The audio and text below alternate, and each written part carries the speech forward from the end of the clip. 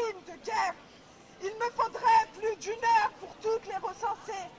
Mais en voici quelques-uns. Le bombardement et les assauts des hôpitaux. Comme vous avez vu les images, ils ont bombardé depuis le début de la guerre tous les hôpitaux, sans exception, de la bande de Gaza. Et ont assiégé plus de 3 hôpitaux, à savoir Al-Shifa, l'hôpital Kamel Adwan au nord de Gaza. Ils ont pris en otage des blessés et des médecins. Des corps hospitaliers ont été pris en otage et sont encore à ce jour emprisonnés. Non seulement ils ont bombardé et assiégé des hôpitaux, mais ils ont aussi bombardé des centres de réfugiés qui sont protégés par l'ONU. Ils ont également fait la détention arbitraire et la torture de civils, dont des femmes et des personnes âgées. Vous avez vu les images de ces hommes et ces enfants dans ce stade qui ont été humiliés, qui ont été déshumanisés et on a voulu nous faire croire que c'était des combattants du Hamas. La vérité a vite été révélée. Ce sont des civils qui sont innocents, des hommes, des médecins, des journalistes qui n'avaient absolument rien à voir avec la résistance. Ils ont non seulement assassiné des gens, mais même les morts n'ont pas été épargnés. Ils ont pris en otage des dépouilles des Gazaouis et ont volé leurs organes. 80 corps, ils ont été dépourvus de leurs organes. Ils ont volé les organes. Ils assassinent aujourd'hui les innocents. Ils volent leurs organes. Ils ont profané des cimetières par les bulldozers et déterré des corps dans les cimetières. Même les morts ne sont pas épargnés. Ils ont massacré délibérément des journalistes et leurs familles. Aujourd'hui on connaît beaucoup de noms comme Wael Dardour et plein d'autres journalistes. Aujourd'hui on a recensé 106 journalistes morts depuis le début de la guerre. 106 journalistes morts. Ce n'est jamais arrivé depuis le début des guerres.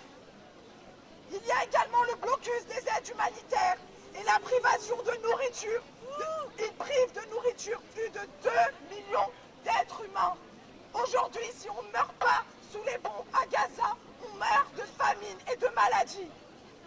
Il est aujourd'hui de notre devoir de dénoncer ces actes barbares et de demander justice pour les victimes. Ces violations successives, flagrantes des droits de l'homme doivent cesser immédiatement. Nous exigeons que les responsables de ces crimes de guerre soient tenus pour compte et traduits en justice.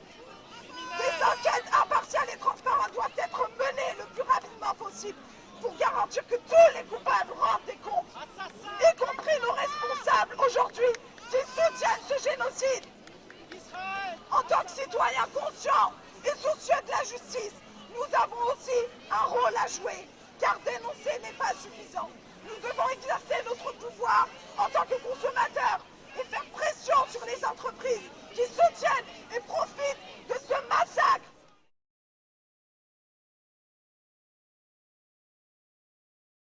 Bonjour Guy. Bonjour Alain.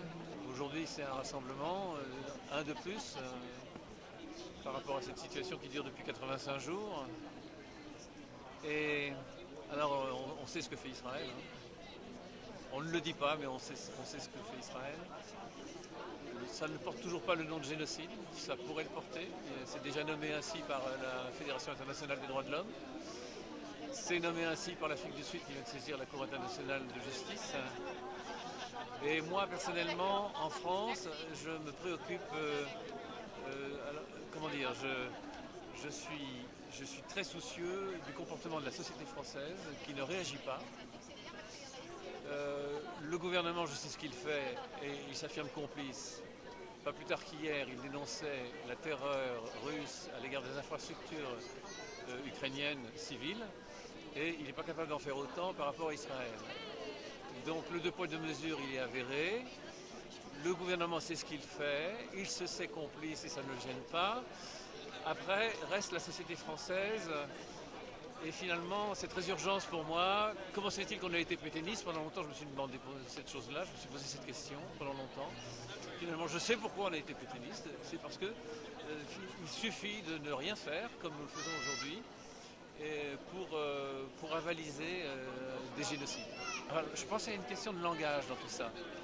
Il y a une question de cesser de s'habituer aux mots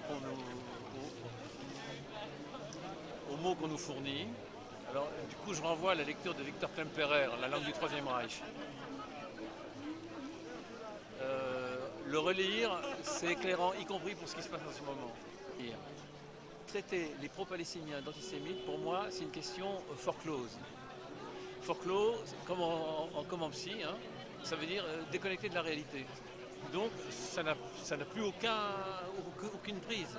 Par contre, la question de l'antisémitisme d'extrême droite, dont on sait qu'elle fait 5 sur 6 actions antisémites,